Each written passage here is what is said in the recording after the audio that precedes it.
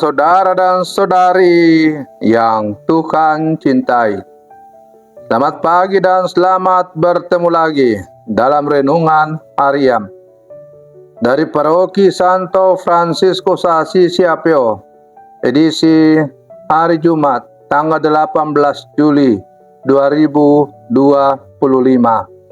dalam masa biasa yang ke-15.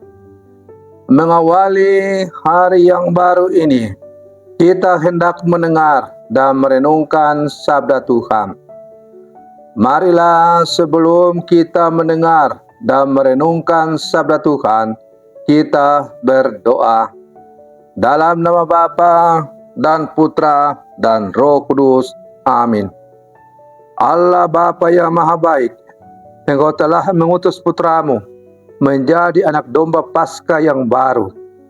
Semoga berkat darahnya yang dicurahkan di kayu salib, kami dibebaskan dari perbudakan dosa dan kematian kekal, serta diciptakan kembali sebagai manusia baru. Bersabdalah ya Tuhan, kami siap mendengarkan. Terpujilah Engkau Bapa, Putra dan Roh Kudus, kini dan sepanjang segala masa. Amin. Para saudara dan saudari yang Tuhan cintai, sabda Tuhan yang hendak kita dengar dan kita renungkan untuk mengawali hari yang baru ini diambil dari Injil Matius pasal 12 ayat 1 sampai 8. Tuhan bersamamu. Inilah Injil suci menurut Matius. Pada satu hari Sabat, Yesus dan murid-muridnya berjalan di ladang gandum. Karena lapar, murid-muridnya memetik bulir gandum dan memakannya. Melihat itu, berkatalah orang-orang Farisi kepada Yesus, "Lihatlah, murid-muridmu berbuat sesuatu yang tidak diperbolehkan pada hari Sabat." Tetapi Yesus menjawab, "Tidakkah kalian baca apa yang dilakukan Daud ketika ia dan para pengikutnya lapar? Ia masuk ke bait Allah dan mereka semua makan roti sajian yang tidak boleh dimakan kecuali oleh imam-imam. Atau tidakkah kalian baca dalam kitab Taurat bahwa pada hari-hari Sabat imam-imam melanggar hukum Sabat di dalam bait Allah, namun tidak bersalah? Aku berkata kepadamu, di sini ada yang melebihi bait Allah. Seandainya kalian memahami maksud ini, yang kukehendaki ialah belas kasihan dan bukan persembahan. Tentu kalian tidak akan menghukum orang yang tidak bersalah, sebab Anak Manusia adalah Tuhan atas hari Sabat." Demikianlah sabda Tuhan. Para saudara dan saudari yang Tuhan cintai, seperti apakah hidup tanpa makanan? Ini kedengarannya seperti pertanyaan bodoh, tetapi ini patut dipertimbangkan. Makanan yang adalah kebutuhan untuk eksistensi manusia telah menjadi bagian dari struktur kehidupan, hiburan, dan bisnis. Pertemuan di tempat kerja disertai dengan kopi dan snack sudah biasa. Pertemuan di rumah makan juga semakin populer. Kerja dan istirahat bagaikan dua sisi dari sekeping mata uang. Pendek kata, makanan adalah sesuatu yang esensial bagi kehidupan manusia. Para saudara dan saudari yang Tuhan cintai, dalam bacaan Injil hari ini pun, Yesus dari sisi kemanusiaan seolah menggarisbawahi kebutuhan manusia, mencari rezeki dan istirahat. Yesus yang memilih untuk menyelamatkan bukan dari atas, telah berjalan dengan sepatu kita. Dia pun disalahkan karena melanggar hukum Musa tentang hari Sabat dengan memetik biji gandum pada hari suci.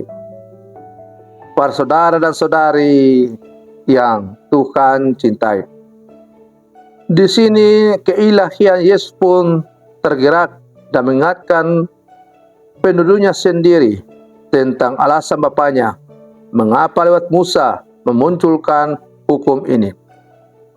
Tuhan tidak memberikan hukum demi kepentingan hukum, namun undang-undang itu untuk membawa kita ke dalam keselamatan dan kebebasan.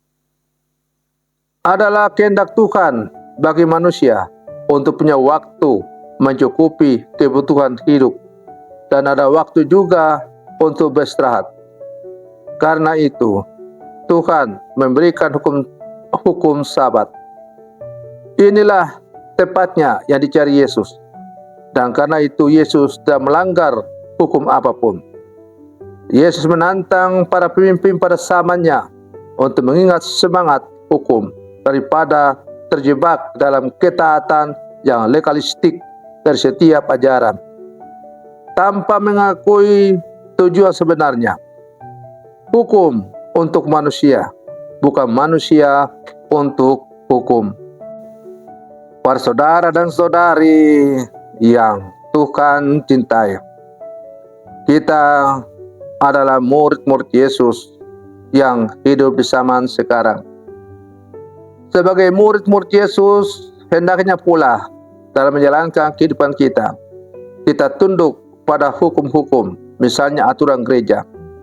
Bukan karena demi hukum itu, tapi demi untuk kebebasan manusia itu.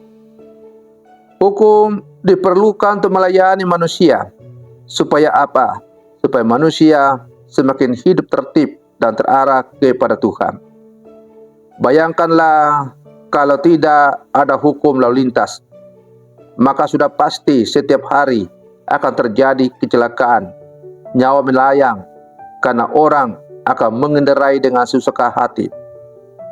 Sudah ada rambu-rambu lalu lintas saja, masih banyak orang yang tidak mentaatinya. Akibatnya sering terjadi kecelakaan. Maka hukum lalu lintas diadakan bukan untuk membatasi kebebasan manusia, tapi justru untuk mengatur supaya ada ketertiban dalam pengendaraan, sehingga akan terjadi keselamatan di jalan-jalan raya. Demikian pula halnya dalam menjalankan hukum atau peraturan-peraturan gereja. Peraturan-peraturan yang dikeluarkan oleh gereja itu adalah untuk mengatur supaya umat manusia semakin terarah perjalanan pesyarahan imannya kepada Allah. Karena tanpa aturan gereja, maka manusia akan menafsirkan sendiri-sendiri sesuai seleranya, kemauannya dalam menjalin relasi dengan Tuhan. Contoh, sering kita mendengar ungkapan umat yang mengatakan bahwa saya pada hari Minggu tidak harus ke gereja karena saya bisa bertemu dengan Tuhan di mana saja. Ini adalah ungkapan untuk membenarkan diri karena tidak mau ke gereja. Padahal Tuhan sudah mengatakan bahwa kuduskanlah hari Sabat. Perintah gereja juga mengatakan bahwa hendaklah setiap orang Katolik pergi ke gereja untuk menyambut tubuh dan darah Kristus.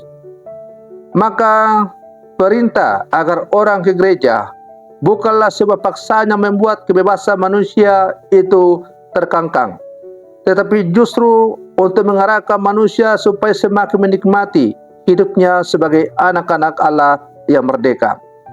Dengan ke gereja, kemudian bersatu dengan Kristus dalam komuni, maka Kristus tidak ada lagi di luar, tetapi hidup di dalam kita. Sebagaimana kata-kata Rasul Paulus sendiri, tidak tahukah kamu bahwa tubuhmu adalah bait Allah? Karena Allah telah tinggal dalam diri kita, maka kita akan melaksanakan segala sesuatu yang dikehendaki oleh Allah dengan sebebas-bebasnya. Dengan melaksanakan segala yang diajarkan oleh Tuhan kepada kita, maka kita akan terbebas dari berbagai macam masalah. Para saudara dan saudari yang Tuhan cintai, mari terus kita berlangkah maju bersama, bergandengan tangan, melaksanakan perintah-perintah Allah dengan sukacita. Semoga kita semakin disebut sebagai murid-murid Yesus yang sejati di zaman sekarang. Selamat pagi, Tuhan Yesus memberkati kita semua.